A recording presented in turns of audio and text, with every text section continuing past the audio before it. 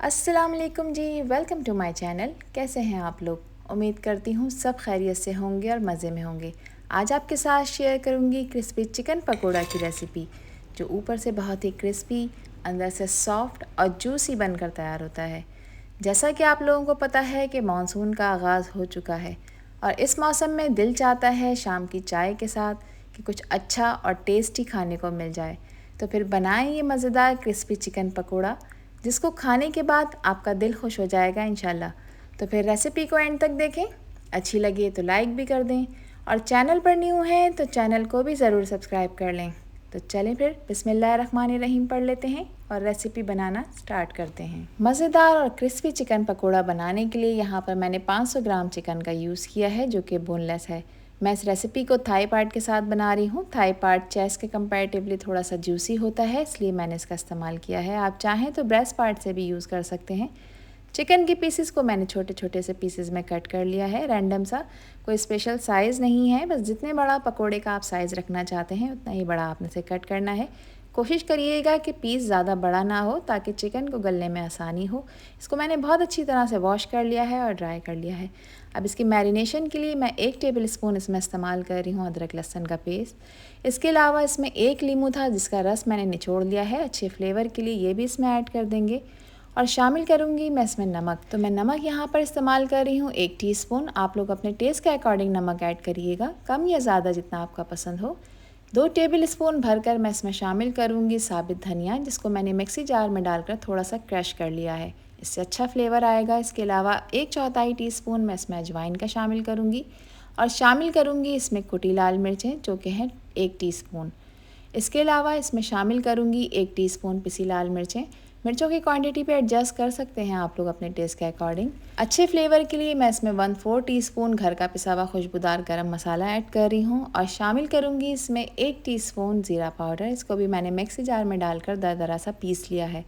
इसके अलावा इसमें शामिल करूँगी 1/2 टीस्पून हल्दी का और शामिल करूँगी इसमें 1 टीस्पून कसूरी मेथी का। जब ये मेथी आप इसमें ऐड करते हैं, जो पकौड़ों का फ्लेवर है ना, वो नेक्स्ट लेवल का हो जाता है। इसके अलावा इसमें शामिल करूँगी मैं 1 टीस्पून चाट मसाला, जो कि इसके फ्लेवर को 100 गुना बढ़ा देगा। अब यहाँ पर मैं 3 टेबल स्पून इसमें गाढ़ा दही इस्तेमाल कर रही हूँ। दही को मैंने छन्नी में डालकर रखा था, इसका पानी मैंने ड्रेन कर दिया है और गाढ़ा दही मैंने इसमें शामिल किया है। एक बड़े साइज़ की प्याज थी जिसको मैंने ऑमलेट कट में थोड़ा मोटा मोटा सा कट करके इसमें ऐड किया है। इसके अलावा इसमें 4 अदद मोटे साइज़ की हरी मिर्चें थी, वो मैंने इसमें शामिल करी हैं और शामिल करूँगी इसमें आधी गड्डी हरा धनिया। हरे धनिए की क्वांटिटी आपने इसमें अच्छी रखनी है। हरे धनिए को मैंने मोटा मोटा सा यहाँ पर काट लिया है और अब इसमें ऐड करने लगी हूँ मैं 1 कप बेसन। फ़िलहाल मैं इसमें 1 कप बेसन ऐड कर रही हूँ, अगर कमी बेशी हुई तो हम बाद में और ऐड करेंगे। इसके अलावा इसको क्रिस्पी बनाने के लिए इसमें ऐड कर रही हूँ मैं 3 टेबल स्पून चावल का आटा। चावल का आटा नहीं है तो आप इसमें 2 टेबल स्पून कॉर्नफ्लोर की भी ऐड कर सकते हैं, कोई इशू नहीं है। अब इसमें मैं शामिल करूँगी पानी। पानी इस स्टेज पे आपने एक साथ नहीं डालना सारा, ठीक है? थोड़ा थोड़ा सा हम पानी डालेंगे क्योंकि इसमें हमने दही भी ऐड किया है ना, उसका भी मॉइस्चर होगा। जब आप ये सब चीज़ें आपस में मिक्स करेंगे तो इसका एक पेस्ट बनना शुरू हो जाएगा। थोड़ा सा पानी देखें मैंने ऐड किया है, अब मैं इसकी मिक्सिंग कर रही हूँ। इसकी कंसिस्टेंसी जो है ना, वो आपने बहुत ज़्यादा पतली नहीं करनी, गाढ़ा गाढ़ा सा ही इसको आपने पेस्ट बना के तैयार करना है, ताकि ये जो बैटर है ये चिकन के पकोड़ों के ऊपर अच्छी तरह से स्टे कर सके। तो जैसा कि आपको वीडियो में नज़र आ रहा है, मैं थोड़ा थोड़ा सा पानी करके इसमें ऐड कर रही हूँ और साथ साथ मैं इसको मिक्स करती जा रही हूँ। इस स्टेज पे मुझे इसमें बेसन थोड़ा कम लग रहा था, तो अब मैं 2 टेबल स्पून इसमें बेसन ऐड करूँगी। 1 कप मैंने पहले शामिल किया है और 2 टेबल स्पून अब ऐड किया है। अगेन थोड़ा सा पानी डालूंगी और इन तमाम चीज़ों को मैं मिक्स करूँगी। अब मिक्सिंग आपने बहुत अच्छी तरह करनी है, इसका फाइन सा आपने बैटर बनाकर तैयार करना है ताकि वो चिकन के हर पीस पे अच्छी तरह से कोट हो जाए। बहुत अच्छी तरह मैंने इसकी मिक्सिंग कर ली है। अब आपने इसको रेस्ट देना है, तो कम से कम आप इसे 2 से 3 घंटे का रेस्ट दें। इसको मैरिनेट करके आप फ्रिज में रख दें अगर आप अच्छे रिजल्ट्स चाहते हैं। अच्छे रिजल्ट्स के लिए आप इसे ओवरनाइट भी रेफ्रिजरेट करके रख सकते हैं, इससे इसका फ्लेवर जो है ना वो बहुत ही आला आएगा। इसको मैंने कवर करा है, मैं इसको 2 घंटे के लिए अपने फ्रिज में रख दूँगी, उसके बाद फिर हम इसको फ्राई करेंगे। तो यहाँ पर देखें 2 घंटे गुजर चुके हैं, चिकन बहुत अच्छी तरह से मैरिनेट हो चुका है। अगेन इसको एक दफ़ा और मिक्स करेंगे। इसको फ्राई करने के लिए यहाँ पर मैंने कुकिंग ऑयल 5 मिनट पहले मीडियम फ्लेम पे गर्म होने रख दिया था। ऑयल इस वक्त गर्म हो चुका है।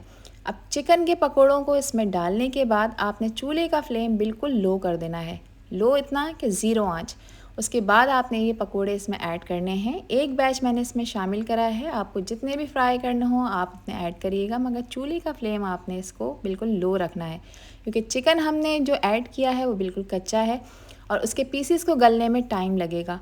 3 से 4 मिनट तक चिकन के पीसीस को इसमें डालने के बाद आपने उन्हें चलाना नहीं है, पलटना नहीं है।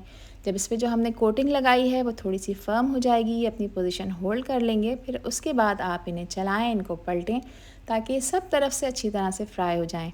इसका जो टोटल फ्राइंग टाइम है वो तकरीबन 10 से 12 मिनट है। जो चिकन के पीसेस हैं वो अच्छी तरह से सॉफ्ट और जूसी हो जाएंगे और बहुत अच्छी तरह से टेंडर भी हो जाएंगे 10 से 12 मिनट, जब आप इन्हें लो मीडियम फ्लेम पे फ्राई करेंगे। चूल्हे का फ्लेम आपने हाई नहीं करना, इस बात का आपने ख्याल करना है। इसको आपने लो मीडियम फ्लेम पे फ्राई करना है अनटिल के चिकन अच्छी तरह से टेंडर ना हो जाए। तो देखें, इसको फ्राई करते हुए मुझे तकरीबन 5 से 6 मिनट हो चुके हैं। एक अच्छा खूबसूरत सा गोल्डन कलर इन पकौड़ों पे आता जा रहा है। मज़ीद मैं इसको जो है फ्राई करूँगी 4 से 5 मिनट, ताकि ये बहुत अच्छी तरह से टेंडर हो जाएं। चूल्हे के फ्लेम का आपने बस यही ध्यान रखना है कि इसको आपने हाई या मीडियम फ्लेम पे फ्राई नहीं करना। कभी आपने फ्लेम लो कर देना है जब आपको लगे कि इसका टेम्परेचर डाउन हो रहा है, तो फिर आपने फ्लेम को मीडियम कर देना है, बस इससे ज़्यादा आपने इसको बढ़ाना नहीं है। इससे ये होगा कि पकौड़े ऊपर से भी बहुत अच्छी तरह से फ्राई हो जाएंगे, एक अच्छा खूबसूरत सा कलर इन पर आ जाएगा और अंदर से बिल्कुल टेंडर हो जाएंगे और सख्त बिल्कुल भी नहीं होंगे। तो ये टिप है मेरी, इसको आपने लाजमी फ़ॉलो करना है। और यहाँ पर माशाल्लाह से इनका जो फ्राइंग टाइम है वो कंप्लीट हो चुका है। तकरीबन 11 से 12 मिनट मैंने इसे फ्राई करा है। जो पकोड़े हमने इसमें ऐड किए थे वो बहुत अच्छी तरह से फ्राई हो चुके हैं। अब मैं इन्हें निकालूंगी। तो बहुत आसान सी रेसिपी है ये और बहुत यूनिक भी है, आपने इसको ज़रूर ट्राई करना है और मुझे कमेंट सेक्शन में अपना प्यारा सा फीडबैक लाजमी शेयर करना है कि आपकी रेसिपी कैसी बनी। तो यहाँ पर देखें आप माशाल्लाह से इनके लुक कितने ज़बरदस्त और कितने टेस्टी लग रहे हैं। तो चलें इनको सर्व कर लेते हैं।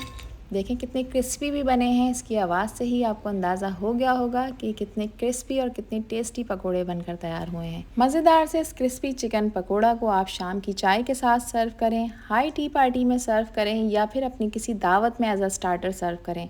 आप इसे रमज़ान में बनाकर अपने दस्तरखान पे भी सजा सकते हैं। ये बहुत ही टेस्टी बनकर तैयार होते हैं। अब एक पकोड़ा मैं आपको तोड़ के भी चेक करा देती हूँ कि देखें, ये ऊपर से बहुत ही क्रिस्पी बना है, अंदर से टेंडर हो चुका है और बहुत जूसी बनकर तैयार हुआ है। मज़ेदार और क्रिस्पी इस चिकन पकोड़ा को आप जिसको भी बनाकर खिलाएंगी, बिलीव मी, खाने वालों का हाथ नहीं रुकेगा, क्योंकि ये बहुत ही क्रिस्पी और बहुत ही टेस्टी बनकर तैयार होते हैं। मैं उम्मीद करती हूँ कि ये रेसिपी और वीडियो आप लोगों को पसंद आई होगी। पसंद आई हो तो कमेंट सेक्शन में अपना प्यारा सा फीडबैक मुझे लाजमी शेयर करिएगा। आपके प्यारे से कमेंट का मुझे इंतज़ार रहेगा। आपसे फिर मिलूँगी इंशाल्लाह एक न्यू वीडियो में एक न्यू रेसिपी के साथ। जब तक हादिया को दीजिए इजाज़त। अपना बहुत सारा ख्याल रखिएगा, अपनों का भी ख्याल रखिएगा और मुझे भी अपनी प्यारी दुआओं में याद रखिएगा। अल्लाह हाफिज़, अल्लाह निगहबान।